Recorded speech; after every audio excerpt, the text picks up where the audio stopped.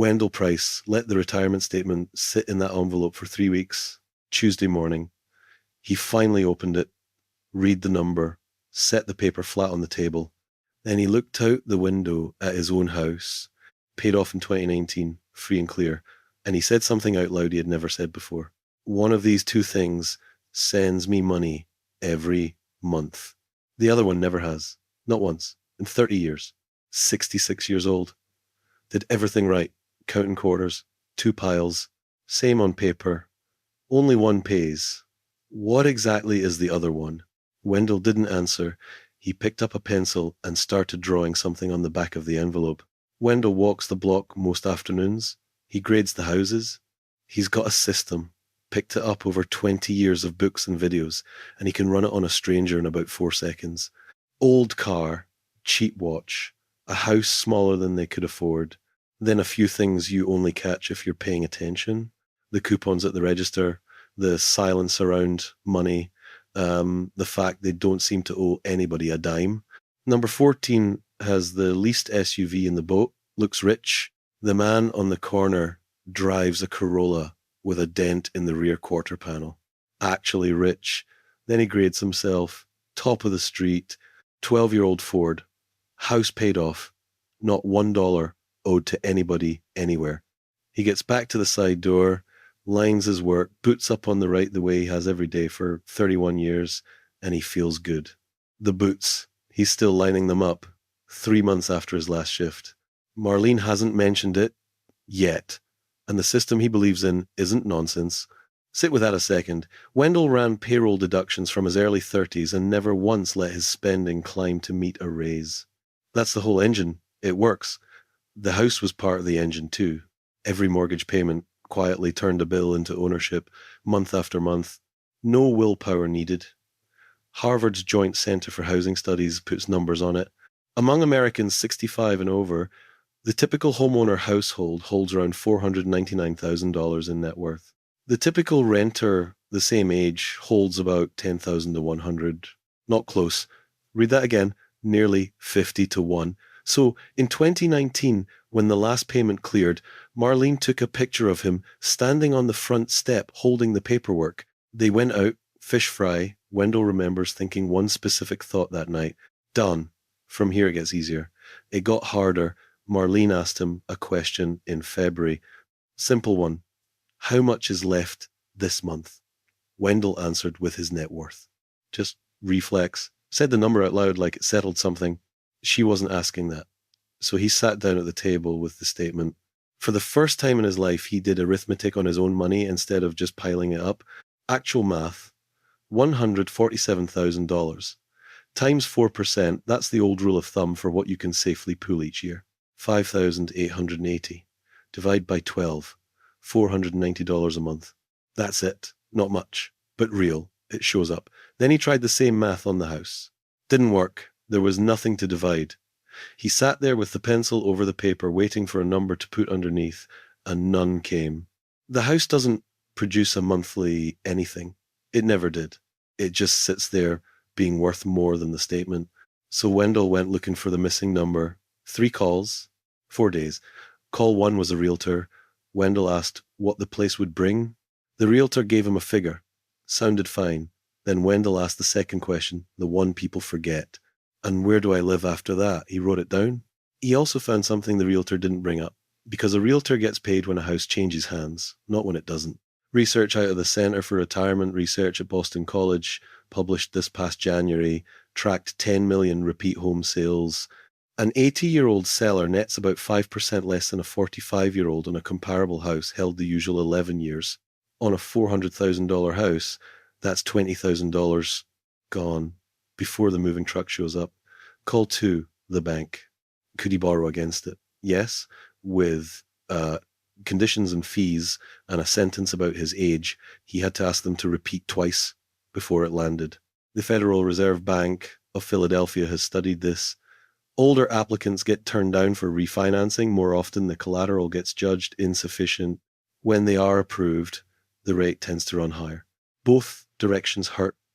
The door narrows at exactly the age you'd need to walk through it.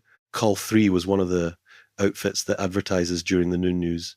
Reverse mortgage, Wendell listened to the whole pitch, 2% upfront, 0.5% a year on the balance forever. Interest, stacking on interest while he sleeps. Then he looked up how many people actually take those loans. HUD's own count, about 64,500 in an entire year. Hardly anyone. He thanked the man, hung up, sat there. The envelope. He turned it over and finished what he'd started drawing 3 weeks earlier. One column. He wrote a heading across the top of it in pencil. Things that send money, Social Security, the retirement statement, Marlene's dental office hours. 3 lines. That's it. He sat and looked at that column for a long time. Then he said the thing he had known before he ever picked up the pencil. The house isn't on this list. Not anywhere on it. It has never been on this list. It's the largest thing he owns.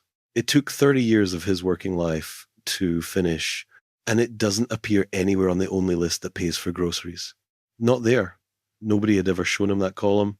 And once you know who gets paid for what, you understand why an advisor billing a percentage of what he manages doesn't earn a nickel telling you to think about your house. A realtor doesn't earn a commission telling you to stay put. A reverse mortgage lender doesn't collect an origination fee telling you not to borrow. Not one of them is lying to Wendell. Not one. It's just that a column with the house missing from it isn't anybody's product. Wendell sat with that and found a name for what had been happening to him. There's a study, Daniel Goldstein, Hal Hershfield, and Shlomo Benartzi, published in the Journal of Marketing Research. They found something odd. $1 million in a lump and $5,000 a month for life are worth roughly the same thing. And people feel completely differently about the two. A pile reads like safety. A monthly figure reads like scraping by. Same money. That was Wendell, exactly. His brain had been grading the pile and living off the trickle, and it never once asked which one he could actually get his hands on. And here's what that name did for him. Took the blame off. Wendell doesn't have a discipline problem. Discipline is the one thing he's never been short of. What he was missing was a faucet, and nobody built the faucet because there's no money in building it. The Harvard data makes the shape of it plain. For older homeowners in the bottom quarter by income, home equity runs about 67% of everything they own, 2/3. For the top quarter, it's 21%. Same asset. Completely different life. So Wendell copied the column onto a clean sheet, added the 3 lines, and taped it inside the kitchen cabinet door where the coffee is. Then he added them up every month. That total is the number he lives on now. The net worth figure, he dropped it. Never said it out loud again. 2 things. First, the man on the corner has already picked the town he's moving to and priced the whole move down to the closing costs. For him, the sell option is a real door, not a theory. And Wendell's sister has always meant the house to go to her kids for her. The money staying locked up is the entire point.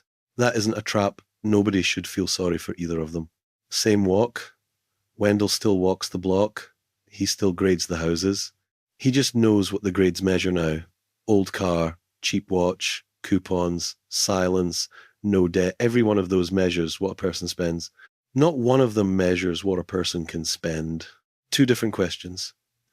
Number 14 might genuinely be in trouble. The man on the corner might be fine. Wendell doesn't trust his own scoring anymore, especially on himself. He showed Marlene how to split a sheet of paper down the middle. 2 columns. Money you could have in your hand inside 5 business days. Right, money you can only reach by moving out or signing a loan. Add them separately, never together. Adding them together, he told her, is where I was wrong for 30 years. One more thing, and this one's worth copying.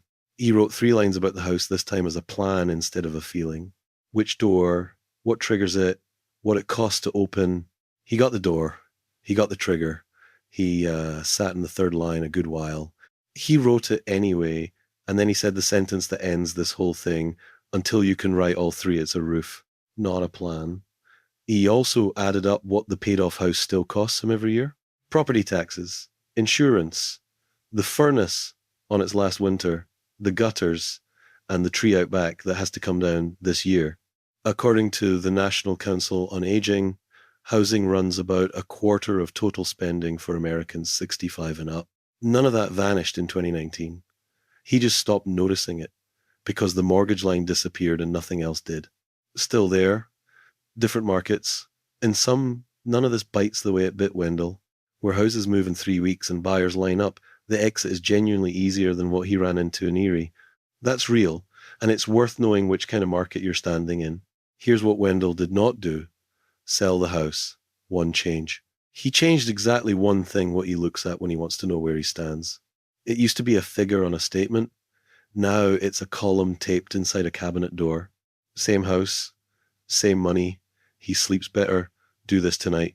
Get an envelope, draw one column, write things that send money across the top. Fill it in, honestly. Now, look, where did your house land on the list? If it's not on the list, that's not a failure. That's information you were never handed. And you can plan around information. You cannot plan around a feeling. If this was useful, subscribing helps more than you'd think. This channel exists to say the real numbers out loud in plain English, with the source named every time and no product on the other end of it. That's the whole arrangement. If you've already run the 2 columns on your own paper, tell me in the comments what surprised you. I read them. This is for education and entertainment only, not financial advice. For decisions about your situation, talk to a qualified fiduciary advisor, a CPA, or the SSA.